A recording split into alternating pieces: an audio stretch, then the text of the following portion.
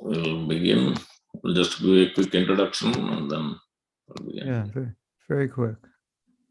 His Grace Mahatma Prabhu joined ISKCON in 1969, initiated by Srila Prabhupada in 1970, traveling widely, facilitating workshops and retreats on important practices, japa and forgiveness, humility.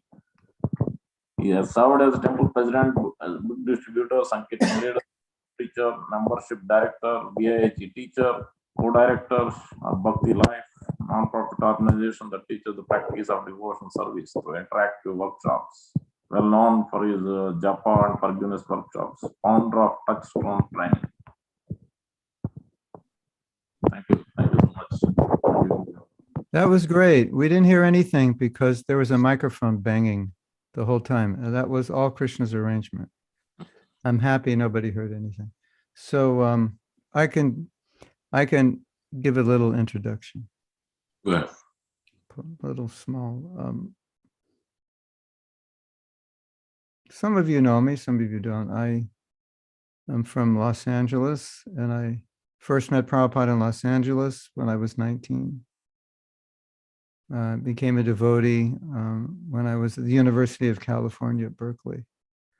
And in those days, the movement was in a very missionary mood in the sense of expanding the number of centers. So we weren't building big temples so much. We were expanding into small places and rented houses in many, many cities. So I was involved in helping in Berkeley, in San Francisco, in San Jose, in Vancouver, Toronto, Buffalo, and San Diego, all in the first 2 years of my devotional service.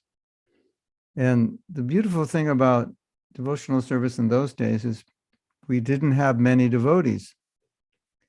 So we had to learn how to do everything. And even though I was a young devotee, I ended up being in charge of a temple before I had even been a year in the movement.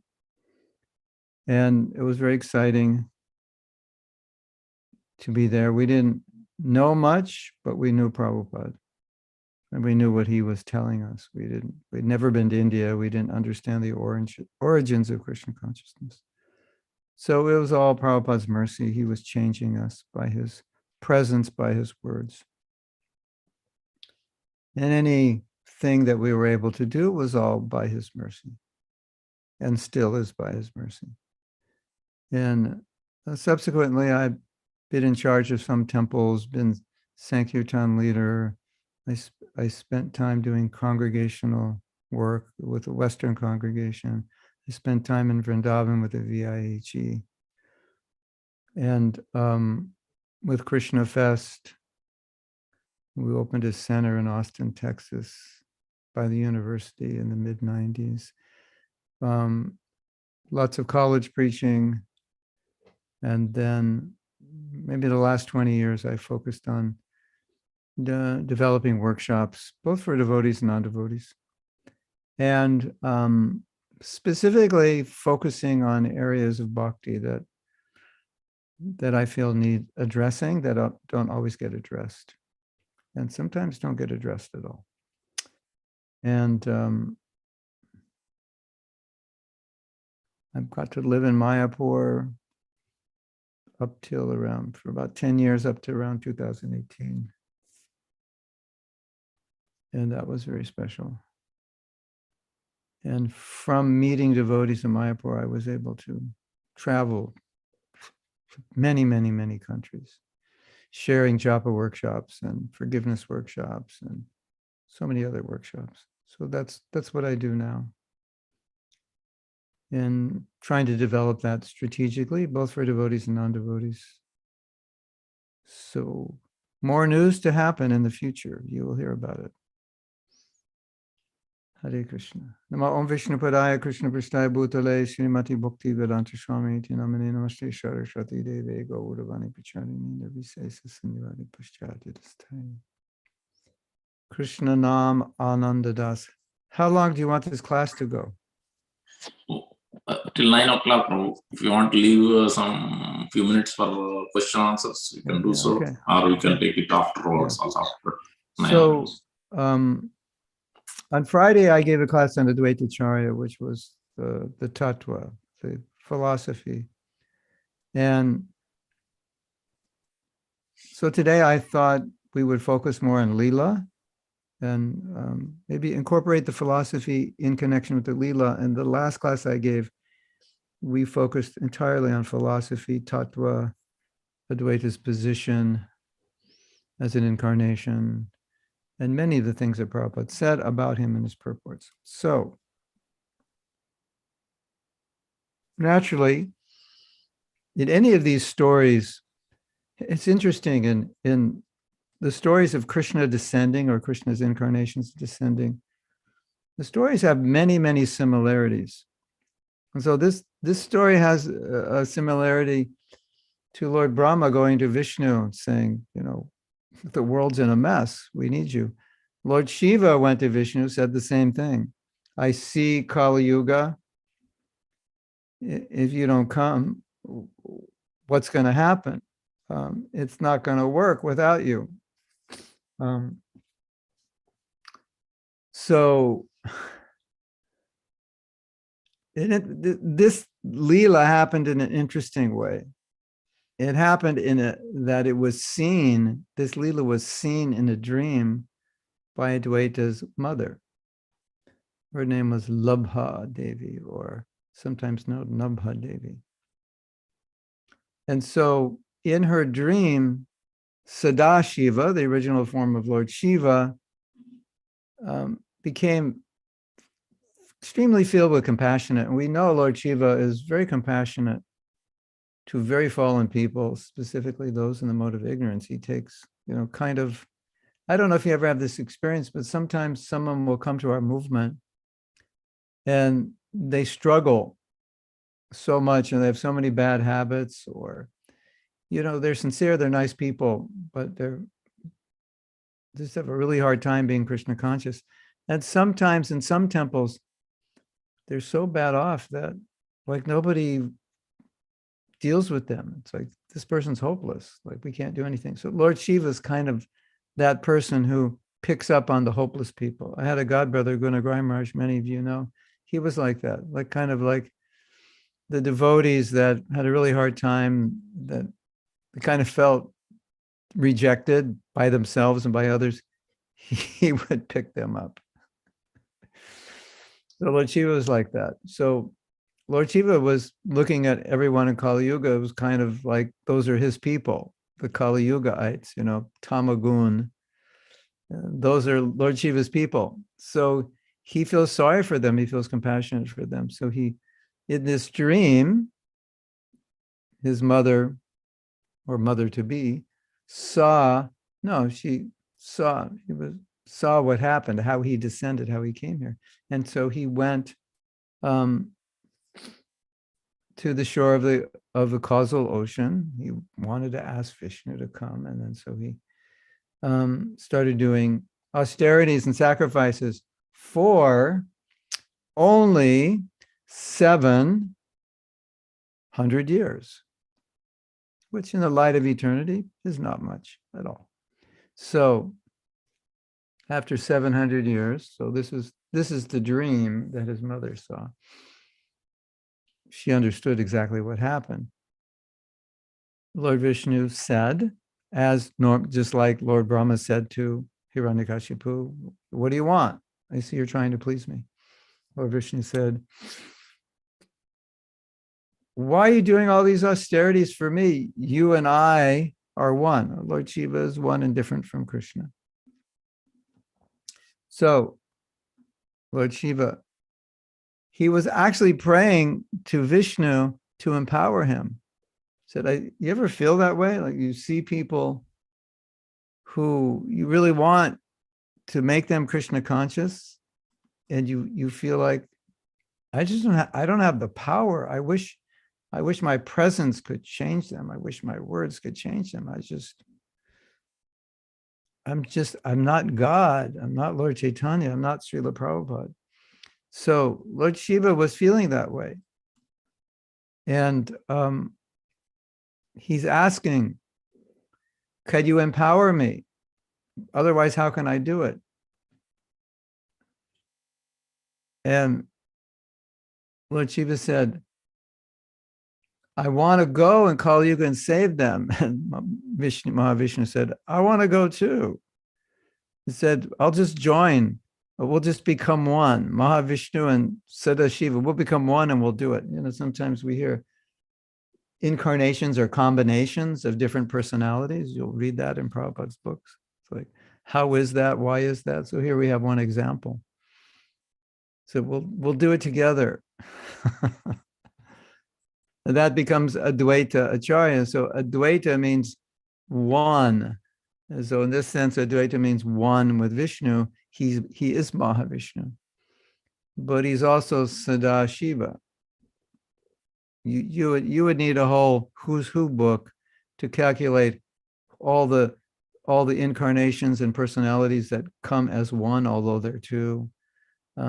And sometimes there's not even agreement on who those two are. Sometimes this one is said to be incarnation of this one, but some say incarnation of that one. So it's not that we have to understand the detail. But anyway, this is how it happened. Then something funny happened in her dream after Mahavishnu said, we'll merge together and we'll save everyone in Kali Yuga. So Yamaraj heard this conversation. I think he was there, he heard it. I don't know. I wasn't there, so I can't tell you. But he heard the conversation. And Yamaraj was in anxiety because he thought, okay, Mahavishnu and Sadashiva are going to combine and they'll deliver all the fallen souls. That means my service is taken away. You ever have that experience? Like you're doing something, you have a service, and then someone comes to the temple who's like really good at what you are doing. And he's so good, he could do it 10 times better than you and get 10 times more done. And so the president says, would you, so-and-so's here and he's got like 4,000 years of experience in doing this seva. He manages 20,000 companies, et cetera, et cetera. He's quite good at this.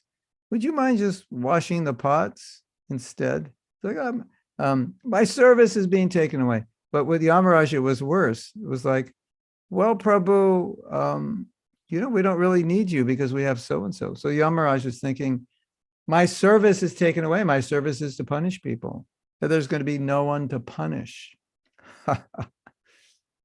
So the Mahavishnu said, the Lord said, not to worry.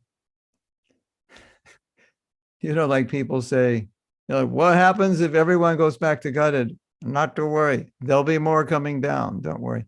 So the Lord said, you have impersonalists, you have false logicians, you have, who else do you have? You have fruitive workers, you have offenders, you have atheists. Don't worry, they'll all be there. They won't be converted. You'll be able to, do your duty with them. So that was kind of I don't know, it's almost like a comedy scene there, but it's true, sometimes it's like my service is being taken away. So now, here's an interesting fact you may or may not know. Advaita's father's name was Kuvera Pandit, and he was from Srihata in Bangladesh. And later he moved to Shantipur. And so we Advaita Acharya and Shantipur are connected, but it's not where Advaita Acharya was born. But they later moved there because his father had moved there. That's not that they would go back and forth. Kuvera Pandit, who is he? He's actually Kuvera. Now, why is that interesting? Well, we were talking about Lord Shiva, like he has all these followers, sometimes ghostly followers and like this. Well, I don't know if you know this, but there's these ghostly followers of Lord Shiva called Guyakas. It's in the Bhagavatam, they're referred to. And their seva is to help Kuvera guard the treasury. And so he's a devotee of Lord Shiva, and now he's interestingly doing the service of being the father of Lord Shiva. He's doing the service of taking care of these ghosts, guyakas, for Lord Shiva who help him. And now he's getting to serve Lord Shiva as a father. So we know that's a service. When you're the father or mother, all you're doing is serving your kids. So it seems awkward that someone would become the father or mother of God to serve, but we all know if you're a parent, that's what you do. Now, in the Chaitanya Charitamrita, you will read that Advaita Acharya had, this comes later, I'm sorry. He had 6 older brothers and 1 sister, and his sister was none other than Ganga Devi. But when she was young, she died, and 4 of his brothers took sannyas. And then that one brother married, and then Advaita married later on. There's a story, and I'll tell you the story later on. And so now, I don't know, if you had 6 sons and 4 of them took sannyas, would you be happy or sad? I sent them to the best schools, the best universities. I spent hundreds of thousands of dollars on their education. They're trained to be doctors and lawyers. And now they're taking sannyas. Oh no. So even Advaita's father was like just really shocked by this. So what he did was he went to Shantipur, because he had his place in Shantipur, and he went there to do austerities. He took a vow of silence. And when they were there, his wife had a dream that Advaita was going to enter.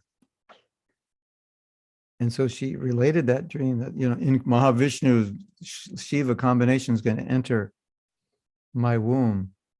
And he became ecstatic. And all they could do was think about Advaita. And everybody saw them and said, "You're effulgent. What's going on here?" And they said, "Oh, Advaita is he's going to appear. He's going to be a divine child." So Advaita appeared 52 years before Mahaprabhu appeared. And a very interesting thing happened. Like I was saying, you have these similarities. So like I was saying, we know when Mahaprabhu appeared, right? Everyone was in the Ganga chanting. Well, that's exactly what happened when Advaita appeared. Everyone was in the Ganga chanting. And then, they do the astrology, and similar to Lord Chaitanya's astrology, and even Prabhupada's astrology, that he'll deliver the world. So, whenever Krishna descends or the great acharyas descend, there are many similarities. We'll see, obviously they're geniuses, prodigies. They learn all the Shastra when they're very young. They can defeat all these great scholars, and they're just teenagers. And there's patterns like that. So he was given 2 names when he was born. One was Kamalaksha, lotus eyes, and one was Advaita, meaning he is one with Vishnu. And later the name Acharya was given because he's Acharya. So it's just Advaita, one with the Lord, clarifying later in his life, he's the Acharya. He's teaching Krishna consciousness. He's Krishna, but incognito as a devotee. So the Acharya, Krishna as a devotee, exactly as Lord Chaitanya. Interesting, right? He was incognito. He didn't come out and say, I'm God. He said, I'm a devotee. God incognito, Mahaprabhu, the Dvaita Acharya, devotee, Bhakta avatar. However, there's Panchatattva, the Bhakta avatars, the incarnations of devotees. So Vishnu, Mahavishnu is now coming as an incarnation of devotee. But he's one of the main branches of the tree of Mahaprabhu. Mahaprabhu is the trunk, and there's Nityananda, and there's Advaita. So Advaita is not any small figure in the Leela of Mahaprabhu. It's like one of the main branches, right? So, was Advaita naughty like Mahaprabhu? Yes. Was Krishna naughty? Yes. So, it's an interesting story. He liked to like show his mystic power and like confuse people, you know, like it's interesting how when Krishna is young as a child, he plays that Leela perfectly. You know, kids like to do these things and play tricks on people and jokes, and so that's what he did. He wouldn't take the breast milk of his mother unless she chanted Hare Krishna loudly. So he's Mahaprabhu, same thing, teaching the chanting of the holy name right away. Now,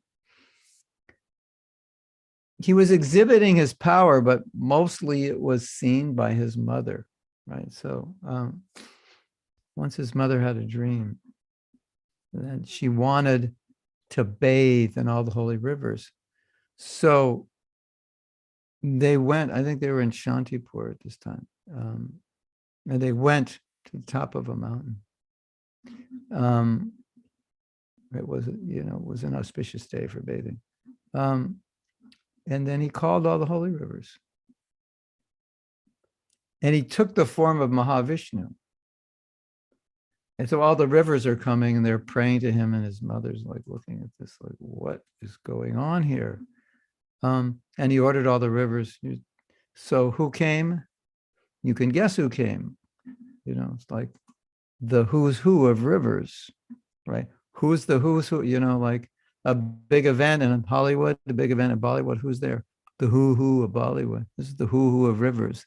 The Ganga, the Jamuna, Saraswati, Narmada, Kuveri, Godavari.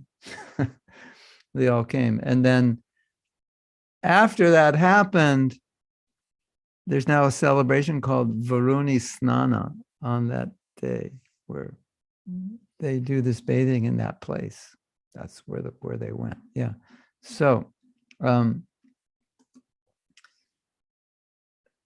because he's partially Lord Shiva, sometimes he would manifest as Shiv Shakti. And one aspect of Lord Shiva, as we know, is sometimes he becomes very upset, right? Like Durvasa was a partial something, plenary portion or partial incarnation of Lord Shiva. He would become he's Asutosh, easily upset, easily pleased.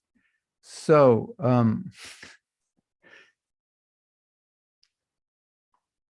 Kuvera, his father, Kuvera Pandit, now known as Kuvera Pandit, his father was an advisor to the king. So sometimes Advaita would play with the king's son. And the king's son was they're all demigod worshippers. And the king's son was like, you know, obviously proud. He didn't understand the position of the Vaishnavas. So he started criticizing the Vaishnavas. And the king's son is this powerful Kshatriya boy, you know, prince, like really courageous, fearless. And Advaita became so mad, so angry, that when this boy looked at him, he fainted. He was shocked. He'd never seen anger like that. So now there's another Leela. Same thing happened again. Um, uh, so the king sends the same son to go to the Durga temple, and Advaita was with him. So Advaita walked into the Durga temple. You walk in a temple, you pay obeisances. And Advaita did not pay obeisances, and we'll explain why. You might imagine why he didn't. But this boy became really upset, and he offended Advaita. And what happened? Advaita got upset again. And what happened? The boy fainted again. So now Advaita is playing this Leela. It's like, oh, I got mad at this boy. He fainted. He's the king's son. I better get out of here. So he ran away like a little boy, afraid. And the local village boys, they found him and they brought him back. And the king was waiting there, and his father was there, and all the leading citizens were there, and everybody's upset. And now the boy is lying in the temple unconscious. So Advaita Kamalaksha, he gets some Chaturmrita, he sprinkles it on the boy, and the boy comes back to consciousness. And everyone's just like amazed. How do you bring someone back to consciousness? By sprinkling some Chaturmrita. So there's another Leela with Durga. Okay, I'm going to give you a hint. Who is the husband of Durga? Right, Lord Shiva. So now you'll understand this Leela. So the two boys go back to the temple again, and Advaita won't bow down to Durga. And again, this boy is upset, and he calls Advaita's father. And Advaita's father came to him and said, even Lord Ram bowed down to worship Durga. And Advaita said, no. My dear father, you don't understand. When you water the root of the tree, the branches, the twigs, the leaves, the flowers, the fruits, everything gets watered. There's no need to worship a demigod. He said, I'm like a chikora bird. I am nourished by the moonlight. I'm not nourished by the sun. I will only be nourished by the moon. I will only worship Vishnu. So then what happens? Let's make a great movie. Maybe they actually have a movie. At that moment, Durga burst out of the deity. The deity cracks, she comes out, and then a mystical voice says, the husband will not bow down to the wife. Hare Krishna. Now, gentlemen, you might take this in the wrong way. And when your wife says, can you put your clothes away? You will quote this verse. The husband should never bow down to the wife. Well, this is talking here about tattva. In this tattva, Shiva is the master and Durga is his wife's servant. So he was just kind of giving a hint who he was in case you don't know who I am. Maybe you'll figure it out now with this voice. Anyway, the king figured it out. In those days, people, were pious, intelligent. So the king understood, and he just begged forgiveness, and he began praising him. And then Kamalaksha Advaita said, your son's mocking the devotees, and you're worshiping a demigod. And this is all just ignorance. And then he explained, Durga is a devotee of Krishna. She's just an expansion, it's external energy. That's her job, to bewilder people. And the king he accepted that, and he accepted Advaita as his guru, and Advaita put his foot on his head, and the king became a Vaishnava, and he established a big temple and all the Vaishnava holidays and festivals. And his name was Krishnadas Brahmachari. Had a very happy ending. All right. So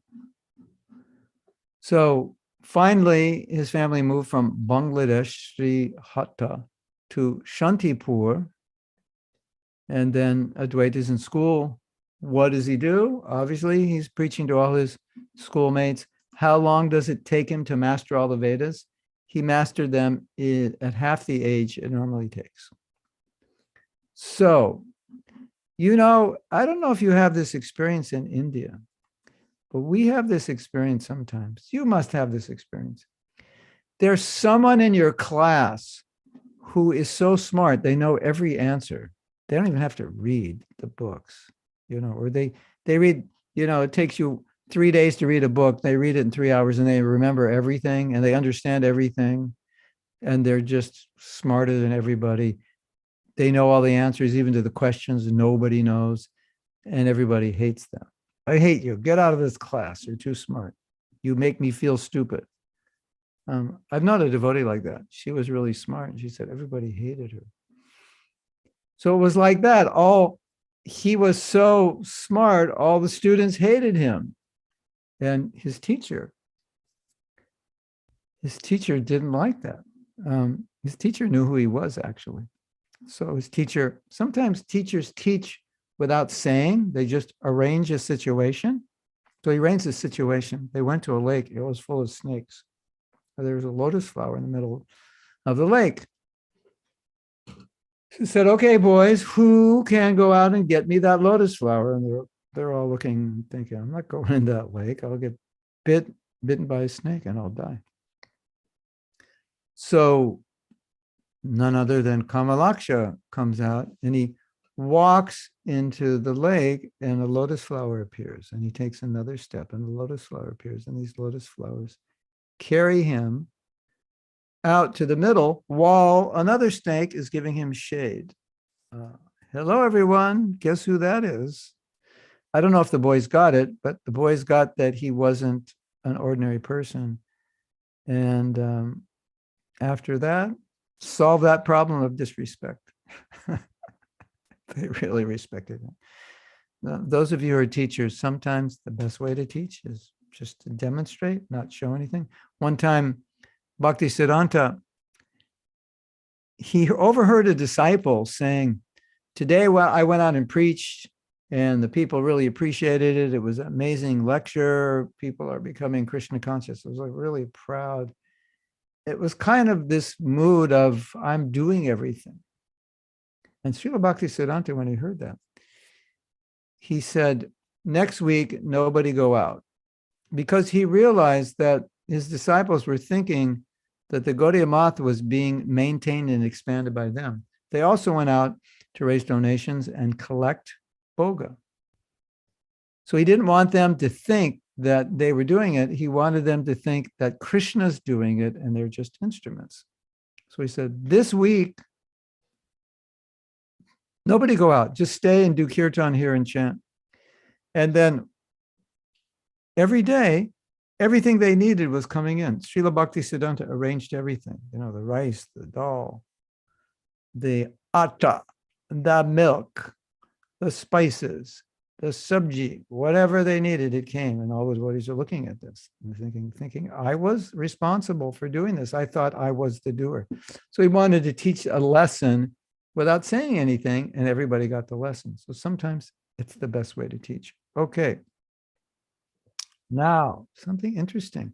We know about Madan Mohan temple in Vrindavan. Who first found the deity of Madan Mohan? It was Advaita. And so right next to that, there is Advaita Bhatt, his place.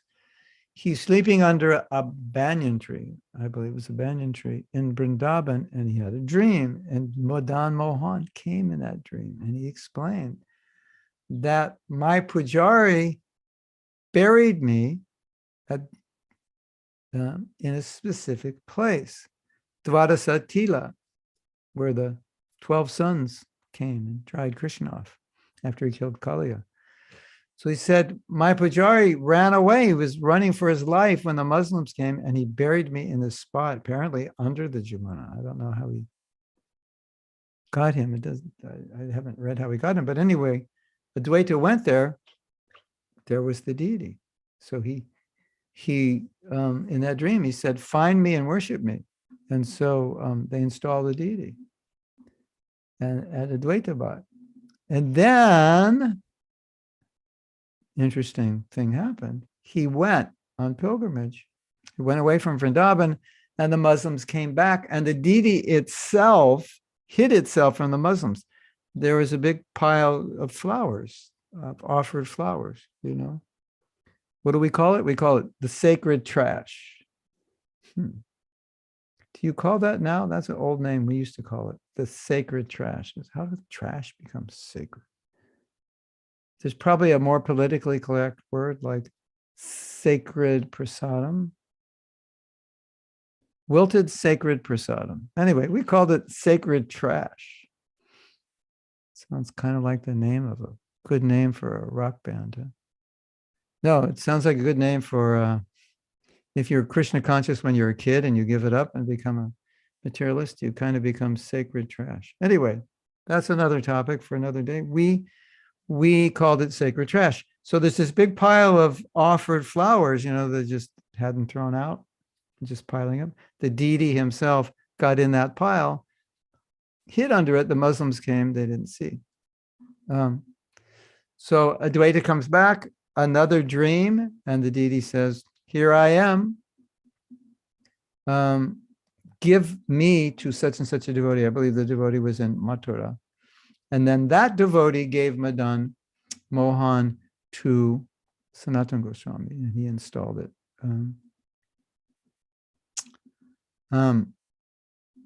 But he said you need a deity of Radha. And then, so in the dream, he said, Bishaka Devi drew a picture of Radha, and that Radha picture is sitting in Sevakunj in a secret place. Nobody knows where it is. It's right here. Go there, get that picture, and then carve according to that picture. Isn't that interesting? So the next time you see that Radha, that's from a picture drawn by Vishaka. So now we had mentioned that Advaita got married. 4 of his brothers took sannyas and he got married. Why did he get married? Well, Madhavendra Puri, his guru, said, you should marry. Interesting reason. He said, because this deity, you won't be able to continue the worship if you're not married. So if you're married, your family will continue the worship. He was afraid that, you know, you'll just renounce the world and the deity will be left alone.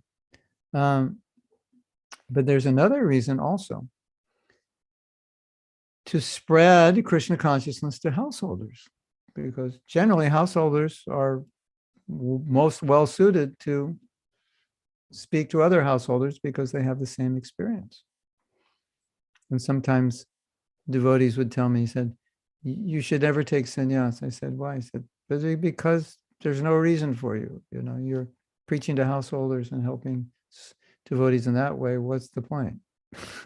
Just so there's truth to that. A lot of older devotees don't take sannyas. They don't see it's always necessary, especially if that's their service, to help grihastas or to maintain a family, etc. But specifically to preach to grihastas.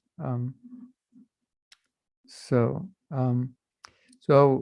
Madhavendra Puri initiated Advaita in Shantipur. And he told him at initiation, the holy name in the age of Kali is the only hope. Which we know, but it's nice to hear that, isn't it? Like, you want to save the people in Kali Yuga, there's absolutely no other way. It's the holy name, and I would add gulab jamans. The holy name and gulab jamans, yeah, they work together, right? Holy names and prasadam, yeah. So Advaita finally married when he was 50 years old. And his wife, Sita Devi, is actually Yogamaya. I mean, who else is Vishnu going to marry? Not some Jiva Tattva, right? Well, that would be special, but it doesn't happen. At least I'm not aware that it happens.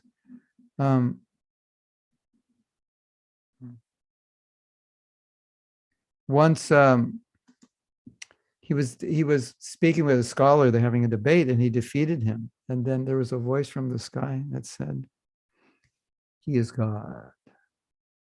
So one time I was with Prabhupada in his garden in Los Angeles. Every evening they would read Krishna book, and his servant would read Krishna book, and they allowed like 2 or 3 or 4 devotees to sit in the garden. So it was my turn. So we were sitting in the garden, and there was a Krishna story in the Krishna book, and it said there was an omen from the sky, or they heard a voice from the sky, and the devotee next to me said, Srila Prabhupada, what is that voice? Who is that? And Prabhupada said, Prabhupada, when he heard Krishna book, he would sit like this, up straight, and he wouldn't move at all. He was like in samadhi, just listening. And he said, some demigod. That was some demigod. Yeah, you hear these voices. Who is it? Some demigod. Advaita was very close with Haridas. He helped Haridas. He became friends with Haridas. He helped him get situated and a house and whatever. I don't know the details. And so they were actually spreading the Sankirtan movement. As you may know, if you've read Chaitanya Charitamrita or Chaitanya Bhagavat, they couldn't get Nimai to join, but they were actually doing it. Come join us, chant. No. Nimai would say, no, not for me. Or sometimes he'd say, I'll do it later. I'm not ready yet. So, what's interesting, Advaita initiated many, many devotees who were intimate associates of Lord Chaitanya. So the Sankirtan movement was going on while Mahaprabhu was here before he actually inaugurated it. But as we know, when Advaita was praying for Mahaprabhu to come, he was saying, I can't do this on my own. You have to come personally. This Kali Yuga, is a total mess. You have to come. And we also know that Mahavishnu would come and he could establish the Yuga Dharma, but he couldn't give prema, just as Krishna himself had to come back to give prema. So Mahaprabhu has to come to give prema. He's the only one who can give it. And once he gives it, then now as his representatives, we can give it. But without him giving it, how could we give it? So Advaita was kind of like in that mood.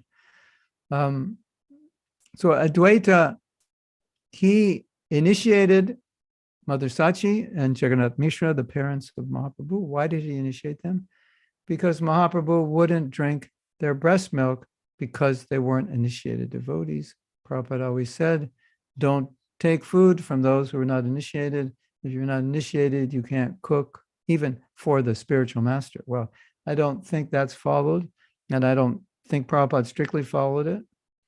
He generally followed it, of course, but he said that you should only eat from food cooked by initiated devotees. Wow. So he wouldn't take her breast milk because she wasn't initiated. So he initiated her. Now, another interesting thing. The house of Nandan Acharya. You know the house of Nandan Acharya. It's in Mayapur. It's very close to our temple, 5 minutes away. If you're in the Grihastha ashram, maybe 3 minutes away. If you're in the temple, coming from the temple, maybe 7 minutes away. I used to live half a block away from it. And this is where Mahaprabhu and Nityananda met, but this is also where Advaita met Mahaprabhu. And very interesting thing happened when he met, which was when he met him, he didn't chant Namo Mahabandhanaya, he chanted Namo Brahmanya Devaya Go Brahmana Hitaya Cha Jagat Hitaya Krishnaya Govindaya Namo Namaha, because he just saw him as Krishna. So that's what he chanted. Isn't that interesting? Advaita Charya had an interesting Leela. I don't know if you're aware of this, but not everywhere is Advaita Acharya depicted as an older person with a beard.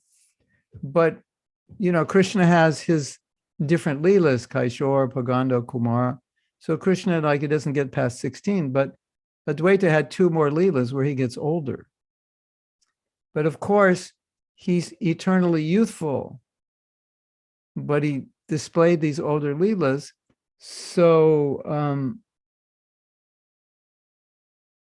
some acharyas say you can depict him with gray hair, but in his eternal Leela, he's eternally youthful. And Chaitanya Bhagavat says he wasn't bearded and he was youthful looking, but other acharyas allow that to show him that way. And that's the way Prabhupada told us to show him. So he stayed on earth just like Krishna for 125 years. And then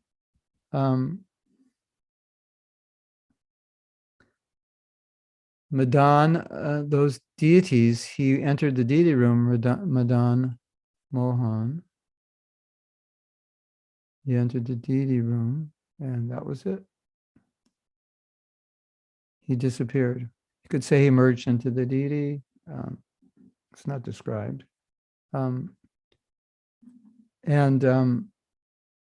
We also remember that what just an interesting ending to this class.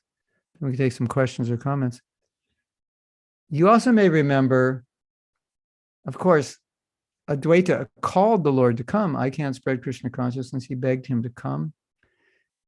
So it is said that one of the reasons Mahaprabhu came is because he was called by Advaita.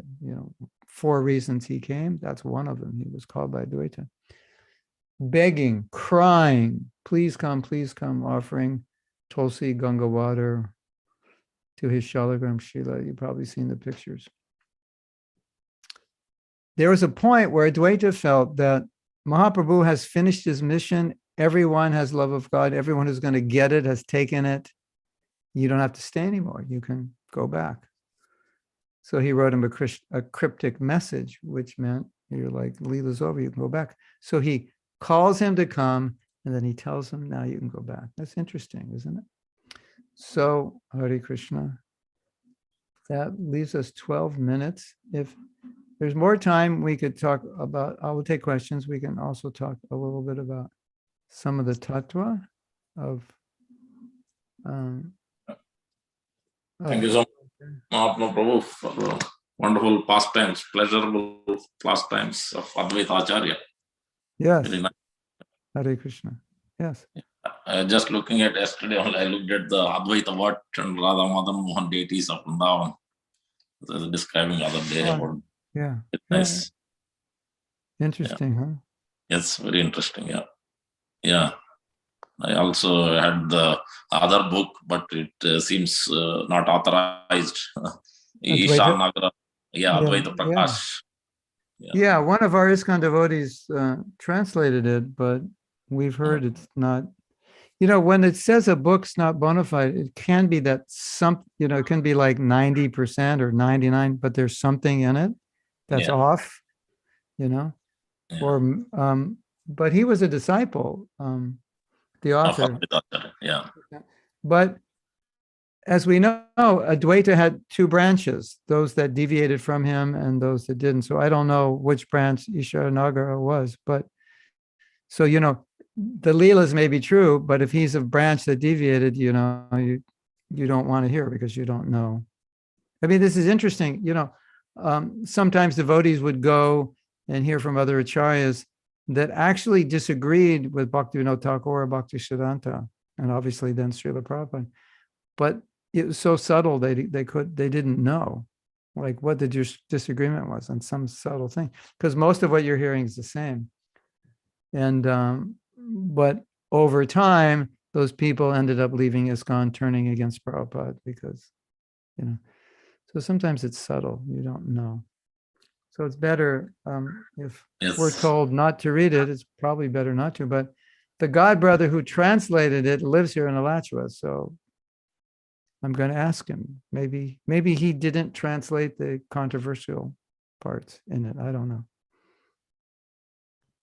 Thank you so much for pointing out the real thing. Reflections. It made sense. Prabhupada is quite careful about staying on track. Yeah, I found that means it's clearly Bhaktisiddhanta Saraswati Thakur and others mentioned this book is not authorized, means it's not fully better not to read. Then immediately I put the book away. So Yeah, well, it's curious that this devotee translated. He's a good devotee. So yeah, I was thinking, I didn't have time to ask him, but I was thinking of asking him, like, why? What's going on? There. Tarni Radha Mataji has a question. Go ahead, Mataji. Yes. Hare Krishna. Hare Krishna, Prabhuji. Please accept my most humble obeisances. Probably like 10 years ago, you were the first person who actually explained the glories of the holy name. You had conducted a japa retreat in Tobacco Temple, and then you said like you had explained how Srila Prabhupada said our entire spiritual life depends on chanting and how that is the most important part. Yes. So I just wanted to express my gratitude for that, and of course for today's class. So just wanted to personally express. Thank you. Question today is like you also do a lot of teaching for the kids, and Advaita Acharya's kids themselves, right? Some of the sons, they did not take up the process of bhakti. Yes. So what is of course it's the Leela of the Lord. So in our own personal life, when we are trying to encourage our kids to continue, as kids probably they will, but once they hit their teenage years, once they hit their 20s and 30s, if they have to do that, they should have some ruchi, some kind of higher taste, which will kind of guide them, right? So could you please elaborate on that, Prabhuji? Yeah. Thank you so much.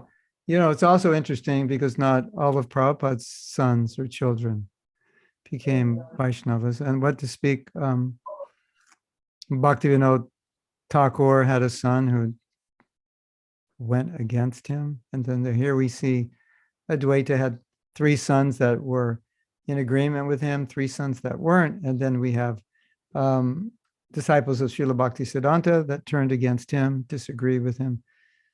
So I wish it was an easy answer. Of course, I mean, the best answer, this is just what I see myself. It's all about association because you just become who you associate with. And so here in Alachua, this is probably more 2nd generation and 3rd generation children. Well, obviously, here in Alachua, because there's so many Prabhupada disciples, this is the largest 3rd generation that I've seen. So, like, yeah, we have even one great-grandmother here, a Prabhupada disciple. So, one 2nd generation devotee told me, she was telling her story, how she's initiated now. She said, but when we were teenagers, we were smoking ganja at 12 and 13. I said, you're kidding me. He said, oh yeah. Somewhere on the temple property, it's like, I couldn't believe it because she's a good devotee. So she said, yeah, there was always those kids that would do that. And there's always the kids that would never do that. And so association is everything. I don't know how many times, I just put that on my tombstone. Association is everything. Because that's, I think, the most important thing. Because we just become our association. Recently, a devotee, a 2nd generation devotee told a story. And that she got a job in the modeling industry. And there's this aspect of the modeling industry where the models all go out and party. And they're allowed to go to clubs free because they're models. And she said she started drinking. And unknowingly became addicted to alcohol. And she said it was all that association. It just happened. So, of course, you might say, well, we have to create good association. Well, there's always going to be good devotee kids. And we can always do more to create good association and more for programs. And as my wife always says, make it fun. Let them, what here in Alachua, what's also nice is a lot of the 2nd generation became involved in outreach. They organized the Holy Name Festival. They do a lot of organization with Rath Yatra, with John Mastami. We have like 6 Rath Yatras around here, different cities in Florida. And, either in organization or in kirtan or in doing dramas or dances. The more you get involved in outreach, sharing Krishna consciousness, the more your faith increases. And what's so beautiful about sharing Krishna consciousness is people come to you who have done everything that in your little second generation devotee mind are wondering, is that going to make me happy? And they're all coming and saying, I'm burned out. I've done all these things. I'm burned out. It's really nice to be around that. So the third thing, and this was my wife's idea, which we did with our daughter, is connecting to the culture. So we brought our daughter to India as much as possible, to the Dhams. And eventually she wanted to stay there. And she stayed there from like 10 to 16 or something. She went to school, or 9 to 16. So being in the Dhams and having that association and going on parikramas and that environment, it really, really went very deep. It went so deep that she dropped out of university for a couple of years just to go on parikrama. She's in Vrindavan now. It's like we can't get her out of there. So I always joke with devotees, my kids don't want to go to university. What can I do? So it's your fault. You made them devotees. Now they're detached. Because she's coming back. She's going to continue, but she became attached to the Dham, and so she likes to spend a lot of time there. So all those things are super helpful. And obviously, your example, you're trying to finish your rounds while you're driving, while you're cooking late at night, and your kids see that and they think, wow, this chanting was like torturing my parents. I don't want to do that. They look so miserable. They're just trying to finish it. Whereas if they see you up early in the morning and you're relishing it and it's really sweet and you share your realizations. I had such sweet realizations while I was chanting this morning. It's really experiencing nectar. They're going to hear that. It's going to go in there. And they're going to think, oh, my father, my mother always said chanting is nectarine. I never understood it, but I always wondered and prayed that I would get the taste. So I think that's important also. So there's probably a lot more, but that's a good start, Taruni, Radha. Thank you so much, Radha. It was so wonderful. Hare Krishna. So, such a wonderful point you made. Thank you so much. First point. Hare Krishna. How we chant, how we practice it. You don't. One person said, your kids don't do what you say, they do what you do. They don't listen to what you say, they listen to what you do. So, you can't get around it. They listen to what you do. Amritanand Prabhu, question, go ahead. Hare Krishna, Prabhuji. Please Hare accept Bolo, my obeisances. All glories to Srila Prabhupada. Hare Krishna. Prabhu, my question is, you mentioned Srila Prabhupada says that we shouldn't eat food cooked by non-devotees. Now, I can understand in the deity service in the temple, you need to be double initiated. But let's say in our ordinary dealings. And then you also mentioned that he generally followed it, but he wasn't very strict. So what is the instruction for grastas? What do we do? If you could You have to please. marry an initiated woman, otherwise you're in trouble. Otherwise you fast to death, right? That's the, if I put on my fanatical hat, that's what I would say. We at home, the standards are different. So we're devotees. We offer our food. I think Prabhupada was referring to, generally he's traveling around the world. He's the guru. So he's like a deity. Initiated devotees should cook for the guru. But he did go to the homes of people who weren't initiated devotees or devotees. And I once wrote him a letter because we were getting invited to people's homes and say, what do we do? He said, well, it's better you just take like fruits and uncooked food, and then you can offer that. So, sometimes it offends people. He said, can I come to your house? We want to cook for you. Yeah, just salad and fruits and some yogurt. Because the cooking, especially through grains, is the transference of karma. So I don't know if you know this story. This is such an interesting story.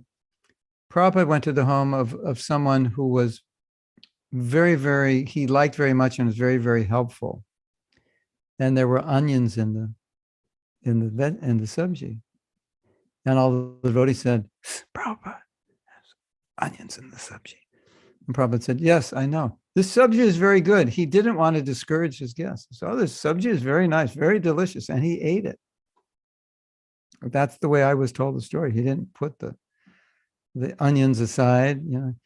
So Prabhupada was this combination of very, very strict and very, very liberal. And so we have to have the discrimination to follow in his footsteps to know when to be strict and when to be liberal, when to be nice and generous and open-minded and all-encompassing, and when sometimes just to be a little, you could say, fanatical, narrow. So I think, you know, to me, when Prabhupada said this, it was a principle like, okay, if you're going to eat at restaurants, if you're going to, you know, buy store-bought cooked food, it's not ideal. When you have kids, sometimes it's hard to avoid. You're working all day, you know, they're hungry. You have to buy them. They have to eat. You don't always have time to cook. So there's practicality there. So I would just say as far as possible. Then Prabhupada said something interesting. They were at a train station, and Prabhupada said, get some of those kachoris or whatever. And they said, Prabhupada, it's cooked by non-devotees. And he said, yeah, but when you pay for it, it becomes purified. So we got all these instructions. And I was on the plane once, and they were serving out prasadam, and I was reading Chaitanya Charitamrita purport. Right at the time they were serving out prasadam, he says, devotees do not eat food cooked by non-devotees, especially airplane food. I was reading it right about just when they were about to serve me. So within our own families of devotees, you know, cooking or inviting devotees over, having like that, yeah, if they're good devotees, you know, there's not a whole lot of difference between a good devotee and an initiated devotee, because they're both doing the same thing. It's just one has formalized their vows and one hasn't. But basically, even the uninitiated, if they're chanting 60 rounds following the principles, they're basically initiated also. It's just the formality hasn't been done. So they can't cook in the temple.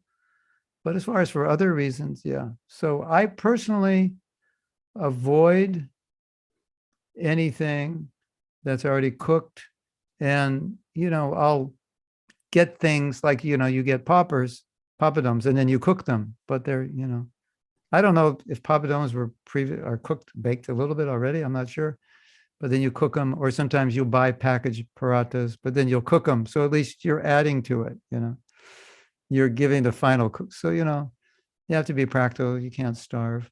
But what I also find is that, and I think this is true with anything, the more you progress in something, the more your taste becomes refined. Isn't it? Like if you're a businessman and you ran a business when you were 20, then you're 25, you're learning. And now you're going to run a business when you're like 60. You really have refined the system. This business is going to like be amazing, you know? Or if you're a musician, you know, you're just getting more refined, better. Your instruments, you're having them custom made for you and so forth. You're an artist or writer. It's the same in bhakti. As you progress and your consciousness becomes pure, you become more sensitive to impurity. Although maybe it sounds like a paradox. Why would you be more sensitive to impurity? Because you feel the effects on you. Oh, you know, problem. I can watch that movie. I can eat this. Nope, it doesn't affect me. It doesn't affect us because we're not that pure to even notice yet that it's affecting us. As you become pure, you become more sensitive. You know, like if you get in shape and you're super, super healthy and you eat the wrong food, you feel, I feel really sleepy now. This was the wrong food. But if you're not healthy, you're always sleepy, so you don't notice. So that's my experience, that as you progress in bhakti, you just want to do things that you want to make sure you don't want to do anything that could have a ill effect, and try to avoid it as far as possible without being a total fanatic and being practical at the same time. That's the best I can say. Is that okay? Or are you more confused than when you asked it? No, Prabhu, it clarified a lot. Thanks for your answer. Thank you so much. Okay. Hare Krishna. Hari Bolo. Jai. Satyabhama Mataji, good. Satyabhama, Hare Krishna. Hare Krishna Prabhuji, thank you so much for wonderful pastimes of Advaitacharya.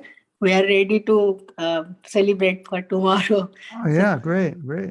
Yeah, you made us like to understand what Advaitacharya is.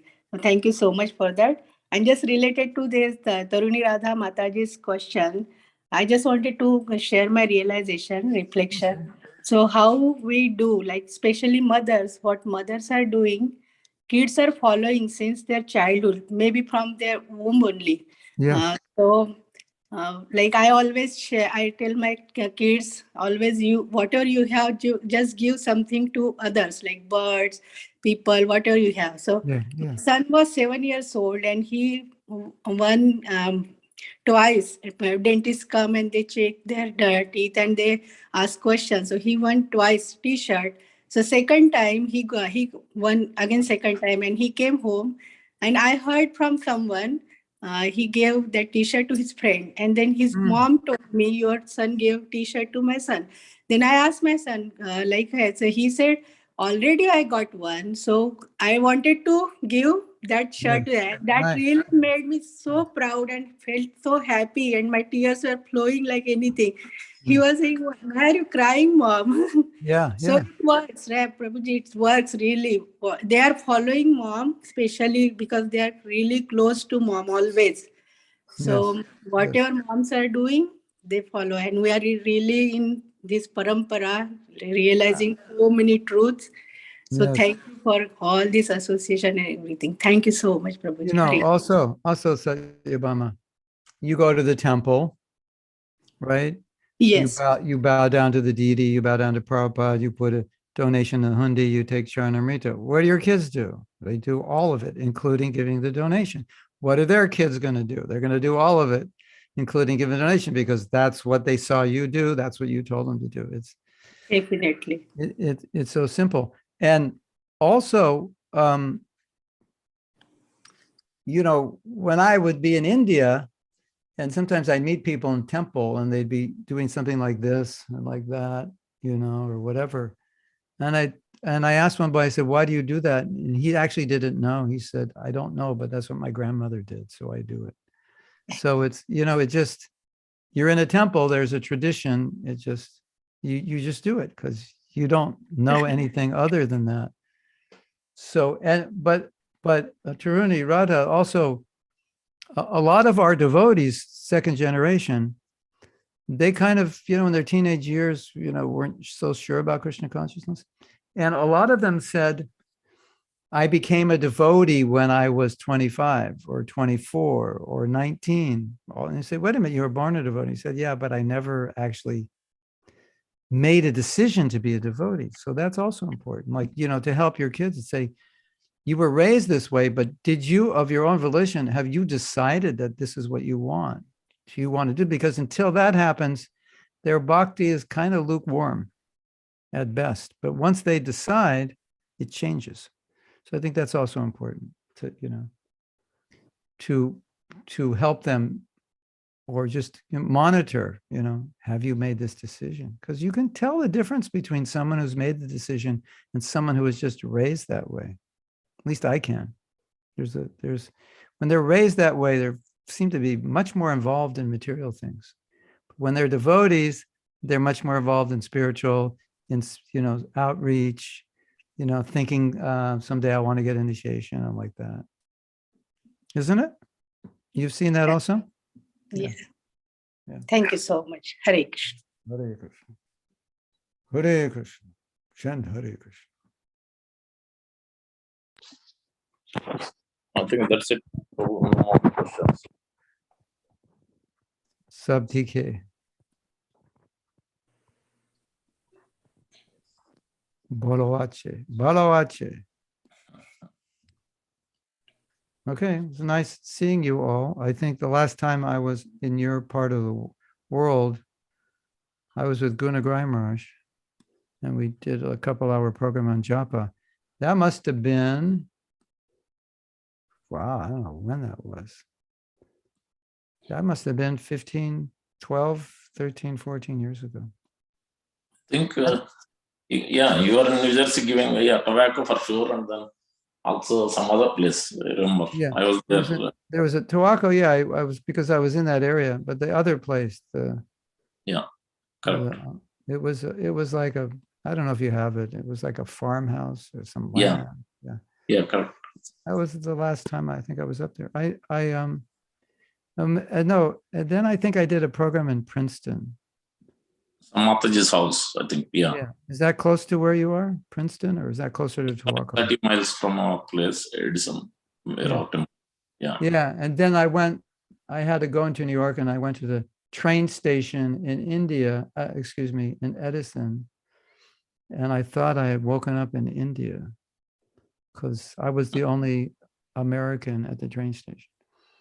Yeah. So that was, it's probably, yeah, it was funny. You know, I was like, what happened? Am I in India at the train station? Yeah. So, yeah, New India, Edison, New Jersey, also known as New India. Yeah. Okay. Well, Thank you so much. nice to see you all.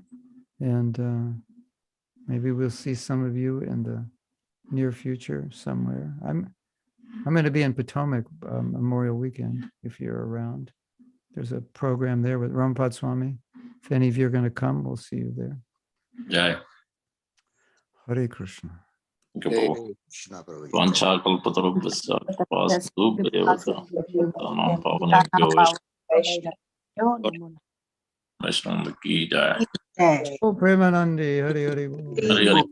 Thank you so much, Prabhuji. Hare Krishna. Thank you. Thank you, Prabhuji. Thank you, Hare. Hare Krishna. Hare Krishna. Radhe. Do quick announcements and then we'll come. Tomorrow, February 7th, Monday, we're celebrating a lot of Veda Acharya Prabhu's appearance day in the evening at our temple, 7 to 9 p.m. with Abhishek, Kirtan, and Prasadam and to-go box. Please join us. Make sure to have mask on and so follow social distance. You can bring any offerings if you like, especially fruits or anything, nuts, dry things, so which can be used for Abhishek or after for distribution. On February 13th, Sunday, from tomorrow onwards, temple will be open for in-person programs, especially. So that is starting tomorrow. So next Sunday we'll have Kirtan festival, 6-hour Kirtan. Details are already posted in the group. And Monday, February 14th is Lord Nityananda Prabhu's appearance day. Sri Nityananda Ram ki jai. Fasting till noon. Tomorrow also fasting till noon. So please join Nityananda celebrations as well. Abhishek, if you would like to sponsor in any way, please let us know. For Prasadam or anything you want to sponsor, Abhishek, please let us know. February 14th. So these are the upcoming festival. And that next Saturday is Ekadasi also. Yeah, next Saturday is Ekadasi. Sunday is Varaha Dwadasi. And Monday is Nityananda Trayodasi. 3 days in a row. So fasting for Varaha Dwadasi is done on Ekadasi day, which is Saturday. Sunday we break the fast, Parna. And then Monday again fasting till noon for Lord Nityananda. So those are the announcements. Thank you all for joining. Hare Krishna. Prabhuji, what are the timings for 6-hour Kirtan on Saturday? I need to check. Let me hold on.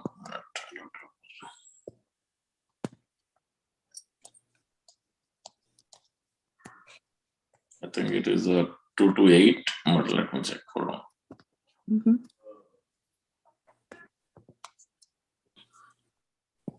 It is 12 to 6, February 13th, 12 to 6. Okay. Yeah. It will be in person, Prabhuji, right? Yes. Yeah. Okay. Thank you so much, Prabhuji. Hare Krishna. Next Sunday. Okay. We'll conclude today's session. Thank you all for joining. Join today evening Sunday feast class on the virtually on Zoom. Thank you. Hare Krishna. Thank you so much for organizing, Prabhuji, this one. Very nice. Thank you so much. Hare Krishna. Hare Krishna. Radhe Radhe.